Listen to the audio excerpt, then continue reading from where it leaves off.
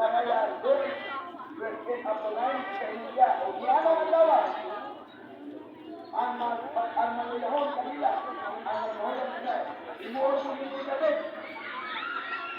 Kung ang balay nila, imuot mo sa Diyos. Kung mamiti ka, o ang one, hindi na kaaway sa nila, pagkalaglasyon sa kayo. Si ate. No?